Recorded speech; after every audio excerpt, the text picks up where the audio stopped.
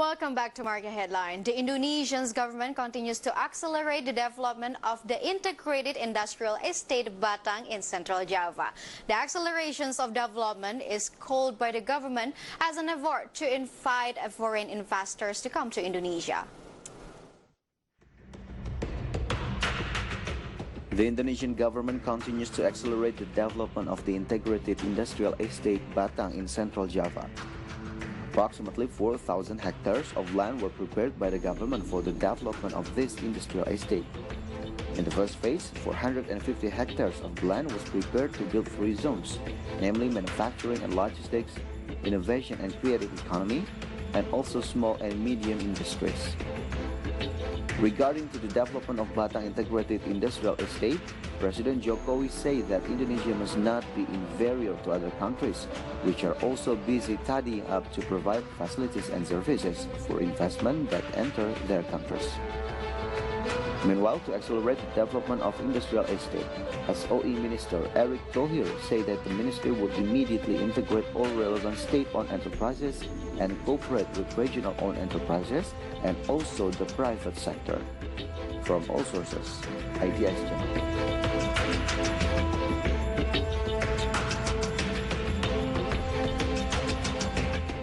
Before talking further about Batang Industrial Estate, which is currently being worked by the government, let's find out the biggest industrial area or estate in Indonesia in the first graphic. So here it is. We gathered data about the largest industrial area in Indonesia. First of all, we got Modern Cikande Industrial Estate that is located in Serang, Banten by 3,175 hectares, and JIIPE that is located in Gresik, East Java with the amount of area of 2,961 hectares, and Java BK & Co. that is located in Bekasi, West Java by 2,667 hectares. And we gathered this data from the Ministry of Industry. And these 3 industrial estates are located in Banten and Bekasi and Gresik. And these 3 industrial estates are the largest among 108 industrial estates throughout Indonesia. We have to admit that quite a lot of large industrial estates are still in Java. This is, of course, due to adequate infrastructure support. And however, on the other hand, this matter must be a concern for government to conduct equal distributions of industrial estates in the various regions in Indonesia. In line with the government's efforts to pursue foreign investment, an industrial estate is being developed by government in Batang, Central Java. So what are the specifications and prospects in this industrial area? So let's go to the next graphic. Through the next graphic, we can see the specifications of the currently new project, which is in Batang Integrated Industrial Estate, East Java. So first of all, the land acquired would be 4,000 hectares, and it is located in the north side of Trans-Java Toll Road, which is really suitable and strategic, and not to mention about with 1,000 times 2 megawatts electricity capacity, which is a very mega projects in here. And this development is to pursue 7 foreign companies which is about to relocate to Indonesia with a total investment that's really huge, that worth 850 million US dollar. And of course, this has a link with the local laborers that it will absorb at least around 30,000 local laborers. And Ministry of Industry Agus Gumiwang Kartasasmita assessed that Batang Industrial Estate has strategic locations where the area is close to Ahmad Yani Airport in Semarang. To make it more interesting, the minister stated that the government would encourage the management of the industrial estate to be able to complete its facilities, including energy supply infrastructures and logistical access. And meanwhile, related to the development of Batang Industrial Estate, President Joko Widodo said that the government aimed to open as many jobs as possible from the relocations of foreign companies to Indonesia.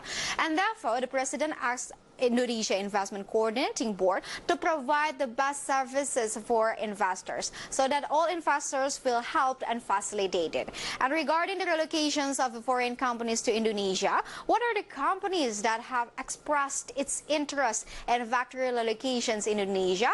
The information is on the next graphic. Here it is.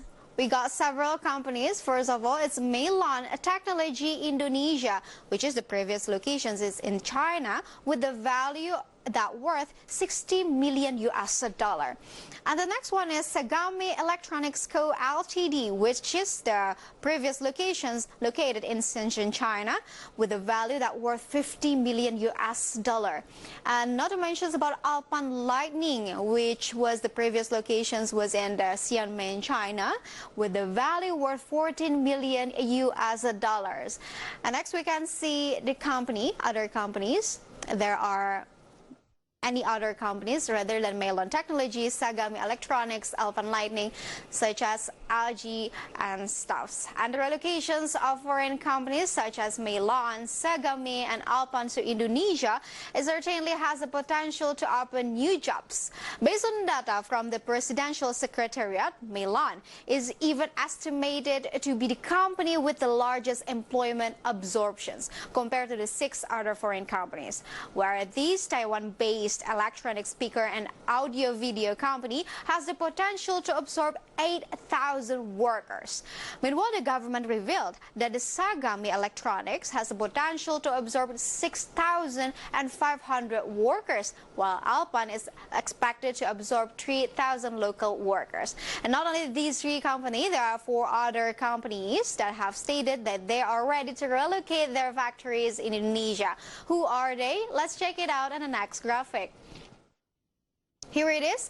We can see the other 4 companies that I mentioned before about LG Electronics Indonesia, with the previous location in South Korea, with worth 378 million US dollar. And moving on to Panasonic Manufacturing Indonesia, which was the previous locations was in China, with the value that worth 30 million US dollar.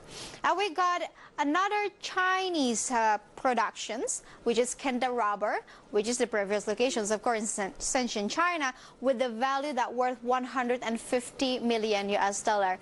And we got Denso Indonesia from Japan, with a value of 138 million US dollar. And the 4 companies have the potential to absorb 12,000 workers. With the details, Kenda is expected to absorb 3,000 workers, Denso 4,000 workers, and Panasonic as many as 2,000 workers, and LG Electronic as many as 6,000 workers. 7 companies that intend to relocate their business to Indonesia assess that Indonesia has a strategic positions, and with the considerations of competitive factory and also labor cost and increasing market demand. In addition to the 7 companies that have stated to relocate, the government also revealed that there are other 17 companies that have shown a commitment to be able to enter Indonesia, which is still in the process.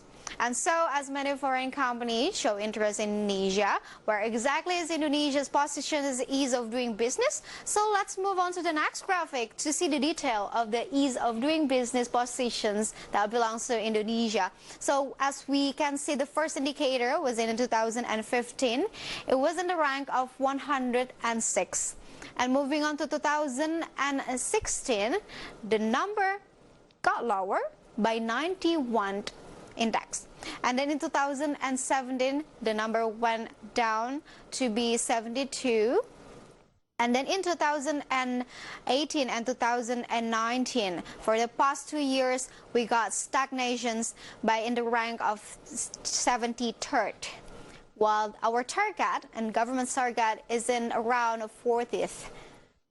And the Indonesia's ranking in Indonesia's ranking in the World Bank Ease of Doing Business Index has stagnated in the 73rd positions out of 190 for the past 2 years.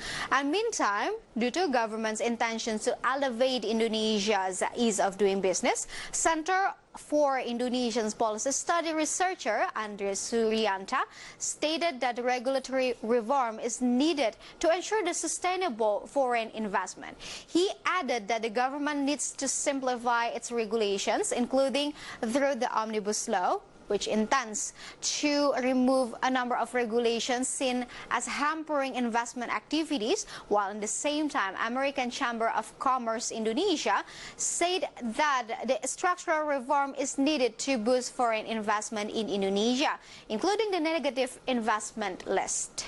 And hopefully all governments and the stakeholders' effort will deliver positive impacts on Indonesia's industry competitiveness, public welfare, and also improvement of Indonesia's economy. And viewers, stay tuned to market headlines because we will be right back after this quick break.